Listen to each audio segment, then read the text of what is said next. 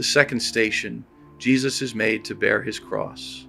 We adore you, O Christ, and we praise you, for by your holy cross you have redeemed the world. In the Holy Father's letter, marking this 150th anniversary of declaring St. Joseph the universal patron of the Church, the Holy Father writes, "Often in life, things happen whose meaning we do not understand. Our first reaction is frequently one of disappointment and rebellion. Joseph set aside his own ideas in order to accept the course of events as mysterious as they seem to be, to embrace them, to take responsibility for them, and make them a part of his own history. Unless we're reconciled with our own history, we'll be unable to take a single step forward," the Holy Father writes. "So we'll always remain hostage to our expectations and the disappointments that follow. The spiritual path that Joseph traces for us is not one that explains, but rather one that accepts." Those are beautiful words from the Holy Father. And all of us, I believe, at some point in our lives must accept that life may mean bearing the cross. And as you and I reflect on this second station where Jesus is made to bear the cross, the wood of his cross was thrust upon Jesus. In my mind, I can imagine Jesus recalling for the first time he received a piece of wood from his father, the carpenter, Joseph.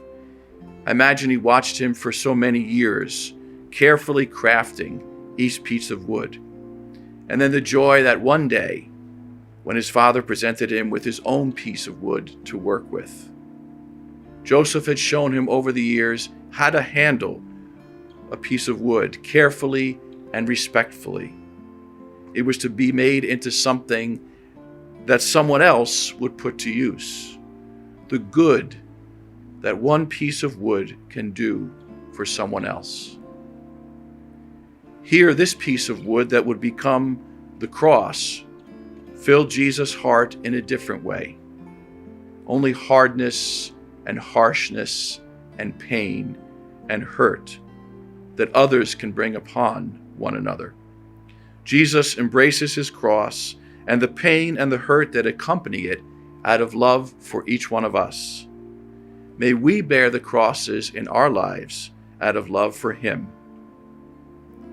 The Holy Father continues in his letter, "Just as God told St. Joseph, son of David, do not be afraid, so he seems to tell each of us, do not be afraid. We need to set aside all anger and disappointment and to embrace the way things are, even when they do not turn out as we wish, not with resignation, but with hope and courage. In this way, we become open to a deeper meaning. As we make our way through the stations of the cross on this second station, may we find this meaning, this deeper meaning, in the crucified one, Jesus Christ, who died to save us. St. Joseph, pray for us."